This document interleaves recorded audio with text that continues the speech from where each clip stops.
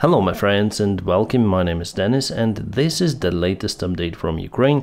Let's go to the main hotspot of Avdiivka. There was some information from the pro-Russian channels that Russia advanced to the industrial part of Avdiivka over here. However, it's not real. Russia is unable to take that vast part of the industrial area just in a single day. No. While there is still the potential for them to go forward in attempt to get it under control, it is actually the most vulnerable spot for Ukraine because the main supply road goes over here. But today's information is the total fake that was spread by the Russian media sources. However, Russia gained some of the territories over here on the south. It's also the industrial part, but mixed with the residential buildings. We have the information about it from the different sources. Russia achieved their goal, but not taking full control over this settlement. Maybe the Russian propaganda just mismatched the territories in Avdiivka. Let's zoom into the industrial part because the deep state military map shared the information from the drone videos. The drone was the Russian one, and it seems like Ukrainian forces left the positions over here and moved to the private sector. At least they were spotted over here and over here, leaving their positions in the industrial part. So definitely it could be true that Russians took this part under control, but not yet with their active forces, but with the help of the artillery they were forced our guys to move away. Yes, hopefully you can see it. So this is the private sector over there, and there are our guys who left the positions under the Russian fire. Is it bad for Ukrainian army? Indeed it is, because there is the road which Russia might use to move their forces towards Avdiivka, so they do not require to fill the roads. During the winter campaign it might be serious. Also in the future they might also try to advance from this side towards the city. So the scenario is looking very similar to the Bakhmut one, when the Russians were unable to advance from two of the sides encircling the Bakhmut city, but instead they start to push Ukrainian forces from one side little by little, and in a few months they were able to take the city. The Bakhmut one here in Avdiivka looks kind of similar, but at the same time I know that our positions are well prepared in Avdiivka compared to the Bakhmut city, and also there is no Wagner army, so Russia have to use many more resources here, and that is why they have more losses. Russians also shared those kind of the videos on their channels. You can see the armored vehicles of the Russian Federation, some of the BMPs over there, and they were totally ambushed. So it's the big convoy that one of the journalists, so-called journalists, was able to film. I think it was filmed around 1 week ago. Then the weather was still not snowy, but already very wet with lots of the precipitation in the area. It was one of the last Russian attack attempts in Avdiivka, and they were totally demolished over there. Now Ukraine has some of the achievements in pushing Russians away from Stepova village with a short and small counterattack, but it was successful. Russia is unable to assault on this place because of the weather conditions. However, if we check out the weather, snow seems to be melting or already melted in this place. Mostly snow precipitations were over here. As you can see, we even have the depths of the layer of the snow, so 7 centimeters. I think it's around 3 inches over here, and here is much less. In Kherson there is also the snow. The video of the operation of a Ukrainian Bradley armored vehicle was published today. It's hard to say when it was filmed, but there is no snow, so probably even today, because as I say to you, there is no more snow lying in the place. It is near to Avdiivka. You can see some of the infantry nearby. I'm sure that our guys are not on defense here. They're conducting the small but firm counterattacks. Here we have the current situation in the Krinky village. As you can see, most of it was liberated by Ukrainian army, but still Russia controls some of the part of the settlement. Definitely it's the very long village, as many of those kind near to the Dnieper river. But here our guys went on advancement to take some of the territory of the forest. as I said to you before, but here we have more detailed information. For now, this operation is more or less successful, but we should move forward and we need more reinforcements, otherwise Russia will just ambush our positions using the aviation bombs and artillery shells. One more video showing the reality on the front lines. So one self-propelled artillery system Akatsia just stalled into the dirt, and the other one, the same type Akatsia, is trying to pull it out but without any of success.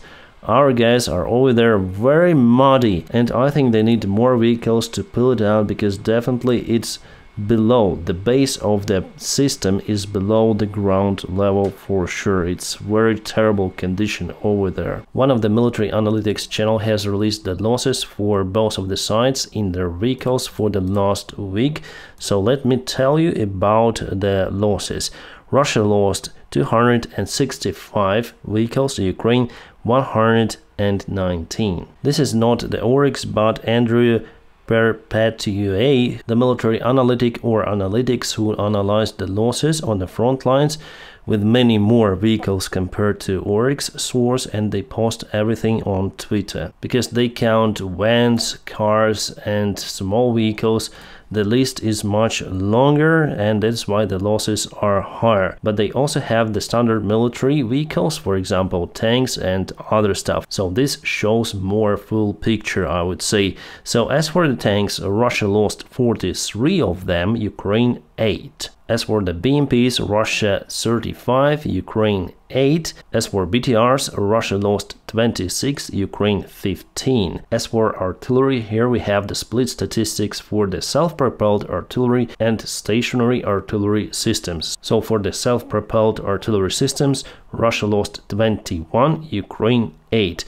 But as for the fixed artillery systems, which are being towed by the trucks, Ukraine actually lost more, 15 against Russia 13. I think the most of the losses in Ukrainian artillery are caused by the Russian Lancet drones. By the way, they have the new generation of Lancet with artificial intelligence integrated, and honestly those are way more effective compared to the standard Lancet. They also have the different penetration capability, using the double shells to penetrate the anti-drone defense and later on explode the main shell right into the vehicle armor. As for the air defense, Russia lost 5 of the systems, Ukraine 1. Supply vehicles, Russia lost 62, Ukraine 23, and it is just for the single week. So for sure there are lots of the losses, and some of the videos are published in internet. I also shared them on my Telegram channel. I cannot post them on this platform, but my friends, if you want to see many more videos and to be constantly updated on the situation in Ukraine, I highly recommend you to subscribe for my Telegram channel. You may find it in the video description just below. Russia has started to use lots of the drones to attack the Ukrainian infrastructure. Just for the last night they used more than 70 drones. This is the Ukrainian statistics just for the single night operation. So 71 drones were shot down, but not all of them were shot down. One of the drones went into the local kindergarten, destroying the part of the building. Luckily it was the night time and no people were inside, so no casualties reported. It happened right in the Kiev, so some of the journalists say that Kiev is the safe city. No, it's not. Russia continued to use drones, which are kind of hard to intercept. The speaker of Ukrainian Air Force said that Russia started to equip the drones with carbon fiber, which absorbs the radio signal, so they're very hard to detect. So you may see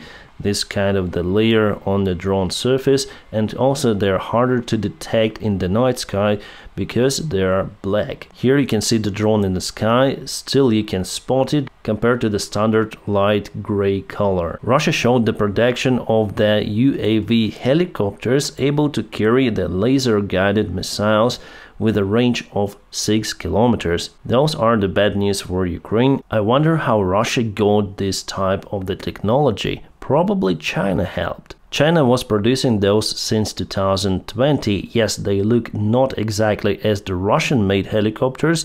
I would say the Russian helicopters look better, but everything is evolving, so China might have supplied the helicopters to the Russian Federation. I wouldn't be surprised about it, because after all, the factory capacity doesn't look like they're producing those helicopters over there. It seems like they're tuning them, just disassembling the parts, and that's it. At least in this hall, there's no any equipment to produce those sophisticated machines. So maybe it's the final line of the production step, or maybe those helicopters were just delivered as some of the armored vehicles which were delivered by China to the front lines. We have more information coming from the Jankoy Russian military base. It seems like Russia sent at least 8 of the vehicles to carry out the bodies of the soldiers in that place. Plus at least 4 of the explosions were reported, and Russia obviously has dramatic losses in their military base.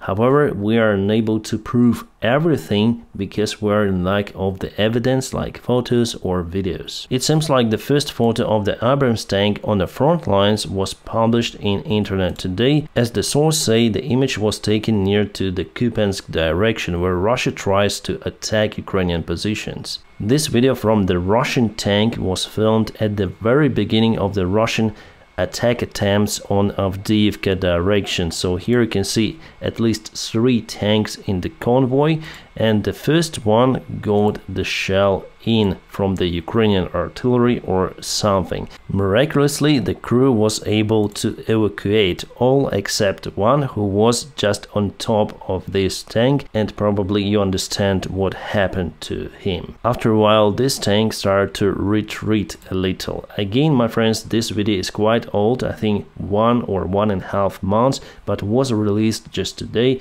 It's quite interesting, and you may find the full version on my Telegram. There was the big interview released yesterday with Davydov, who is the leader of the president's party in Ukrainian parliament. It's called Sluha Narodu, so it means the servant of people, basically. He also took part in negotiations between Ukraine and Russia, which took place during the springtime 2022. Then Russians were very close to Kiev and attacked many more Ukrainian territories. Yes, later on Ukraine started to fight more actively, throwing Russians out from the Kiev Oblast, Sumy, Chernigiv, but during the first few weeks Ukraine actually was forced to start the negotiations with Russia. But at the same time, Russians felt the great resistance from the Ukrainian forces and basically from Ukrainian civilians, even in Kherson, even in Mykolaiv, and in many cities. That is why they also were interested in negotiations. So Davydov said that their goal was to extend the time for Ukrainian army to be more prepared for the counteroffensive operations, and yes, we succeeded after a while, but the main thing why Ukraine chose to fight and not to sign the deals with Russia, by that time Russia mostly asked for the neutral status of Ukraine and securing the already occupied territories of Donbass and Crimea. So the main reason was the Boris Johnson, who visited Kiev and negotiated with Zelensky to continue the war. So Britain will support Ukraine, so the United States of America. The negotiations took the place in Istanbul. That is why people call them the failed Istanbul negotiations. Later on, even the Turkish president admitted that those negotiations failed. And now you see that the stakes are higher than they were over there. Now Russia occupied officially in their constitution all the Kherson, Zaporizhia, Donetsk and Luhansk Oblast, so they don't want to negotiate about that any longer. They're gonna use their army to attack again and again, so it's never-ending scenario for Ukraine. What is left for Ukraine is to fight for its territories, including Donbass and Crimea. Unfortunately, now we see that our allies do not support us as it was promised. Then Boris Johnson arrived to Kiev, but still we have the military help that allows Ukraine to fight on the front lines, however not moving forward unfortunately. So it is the decisive moment for Ukraine. Go, no go. This winter will be crucial for us, and also the elections in Russia and in the United States. Well, we understand the result of the Russian elections, but they could spark something in Russia. People might be disappointed with the result as it was in Belarus 3 years ago. I still think that Ukraine will win in this war, basically because our people just cannot lose. Otherwise, Russia would just occupy and eliminate everything Ukrainian, including language and including our culture. So it's definitely the fight for identification to be Ukrainians with all of our history, and Russia wants to get rid of everything Ukrainian. The new fuel crisis in Ukraine is up to start because many of the fuel tracks are being blocked in the Polish territory just near to the border because of those pro-Russian, I would say, strikers from the Polish side. The last year Russia already targeted all of the Ukrainian factories and facilities able to produce diesel and car petrol. That is why the only source to have the gasoline in Ukraine, benzene, diesel, whatever, is through the border with the European Union. Now Polish border is closed by those protesters. Well, there is also the opportunity to deliver the fuel through the sea routes, but it's very risky, as you know. Hopefully the Polish government would do something to release all of those trucks which are going back to Ukraine basically. There are also products that we need in Ukraine, and those queues are lasting for dozens of kilometers. Okay, my friends, we just have the latest update from the deep state military map. Unfortunately, Russia gained the previously lost positions. Over here, the gray zone is in this place. It happened in Yahidne, Kharkivsky Oblast. I told you about it yesterday. So unfortunately, the fight continues. We cannot state that Ukraine liberated this area. Near to the Bakhmut city in Kromova, the fighting continues. Just a light expansion of the gray area. In Avdiivka, just the light change in this gray zone yesterday, today, no big change. But the biggest change we have over here in industrial area, so it was yesterday and unfortunately it is today. Russia moved a little over here, and here we have just a map clarification yesterday and today. Unfortunately, as you saw, the group of Ukrainian soldiers were forced to retreat from those positions to somewhere over here. But for this hour, it doesn't mean that Russia took the industrial part under their control. No, the fight is not over. My friends, please don't forget to press the like to this video, it helps me a lot. Also, if you want to support my channel, you may check out a few of the links in the video description just below. Special thanks for my Patreon supporters and also the sponsors of my YouTube channel. Guys, you are awesome. My friends, I wish you all a peaceful sky wherever you are, and have a great time.